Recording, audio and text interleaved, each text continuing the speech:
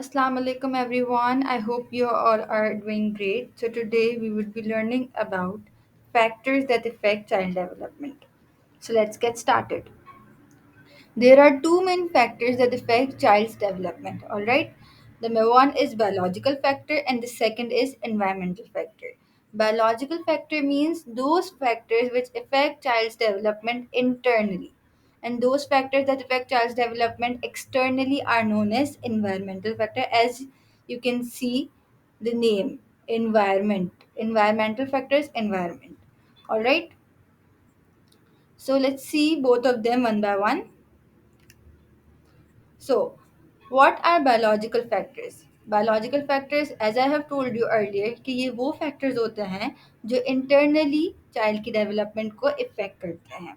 ठीक है? So, the first and the foremost important factor that affect child's development are hormones. ठीक है? सबसे पहले जो है हार्मोन्स चाइल्ड की डेवलपमेंट को इफेक्ट करते हैं.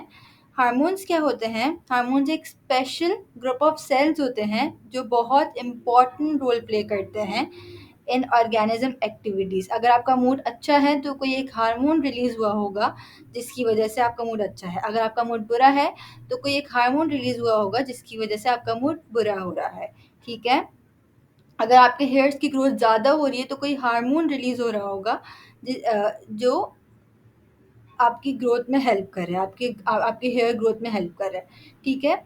तो हम लोग यहाँ पे जो है वो 3 हार्मोन्स को डिस्कस करेंगे. Number 1 is growth hormone, second sex hormone and the third is thyroid hormone. Growth hormones क्या होते हैं? ग्रोथ हार्मोन जो है वो पिट्यूटरी ग्लैंड प्रोड्यूस करता है. और पिट्यूटरी ग्लैंड कहाँ पैदा होता है पिट्यूटरी ग्लैंड? पिट्यूटरी ग्लैंड होता है हमारे ब्रेन में. ठीक है? पिट्यूटरी ग्लैंड एक पी साइज ग्लैंड है जो हमारे ब्रेन में होता है. ठीक है? नंबर सेकंड इज, और ये पिट्यूटरी ग्लैंड जो है वो सारी आपके जितने भी आपके हेयर ग्रोथ हो रही है, आपके जितने भी ग्रोथ सिस्टम को जो है ग्रोथ हार्मोन होता है और आपकी ग्रोथ सिस्टम को कंट्रोल करता है. ठीक है? Second is sex hormone. जैसे आपको पता है कि सेक्स से ही आपको अंदाजा होगा कि sex hormones means those hormones that are present in our sex organisms. और जैसे आपको पता है कि सेक्स हार्मोन्स जो होते हैं, सेक्स हार्मोन्स जो हैं वो मेल के क्या होते हैं? टेस्टिस. और फीमेल के क्या होते हैं? Ovaries. There are three main sex hormones, that is estrogen, testosterone and progesterone. Alright, number third hormone is thyroid hormone. Thyroid hormone क्या होता है? थायराइड हार्मोन हमारे नेक रीजन में प्रेजेंट होता है. और ये इसकी क्या शेप होती है? ये बटरफ्लाई शेप का होता है. और ये क्या रिलीज करता है? ये रिलीज करता है हमारे पास थायरॉक्सिन हार्मोन रिलीज करता है. हमारे थ्रोट में प्रेजेंट होता है और थायरॉक्सिन हार्मोन रिलीज करता है. ठीक है? Second is disease and illness. If a mother is having any kind of disease, अगर मदर को नमोनिया है फॉर एग्जाम्पल, तो most probably there are chances के इन्फेंट को भी जो है वो नमोनिया होगा, क्योंकि मदर को नमोनिया हुआ है. ठीक है? तो मदर हेल्थ जो है वो बहुत ज़्यादा इफेक्ट करती है चाइल्ड्स डेवलपमेंट के ऊपर. ठीक है? Number fourth is genetics. Genetics play the most important role in child's development.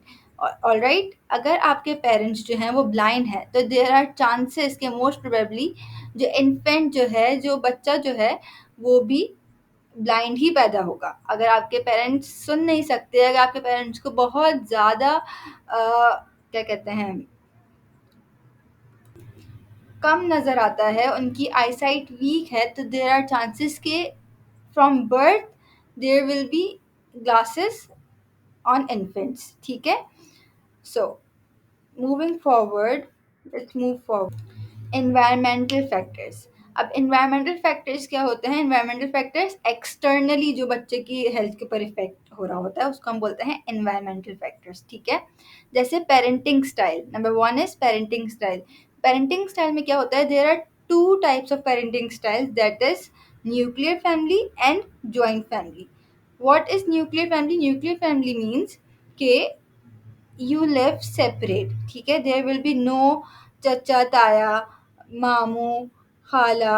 आप अपने रिलेटिव्स के साथ नहीं रह रहे होते, जबकि आप अलग रह रहे होते हैं. और जॉइंट फैमिली आपको नाम से ही अंदाज़ा हो रहा है कि जॉइंट फैमिली उसको कहते हैं जब आपके दादा दादी, फूफा फूफा सब जो हैं साथ रह रहे हों, ठीक है।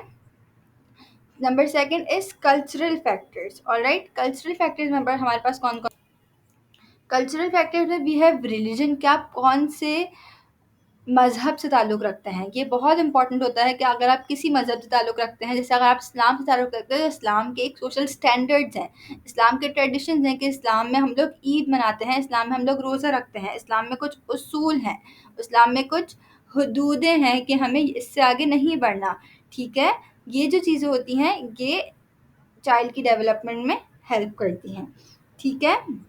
उसके बाद हमारे पास आ जाता है language स्पोकिंग at home, home and outside. अब आपके पेरेंट्स क्या लैंग्वेज स्पोक करते हैं, और आपका लाइक आप कौन सी कंट्री में हैं, और वो कंट्री के जो लोग हैं वो क्या लैंग्वेज स्पीक करते हैं, ठीक है।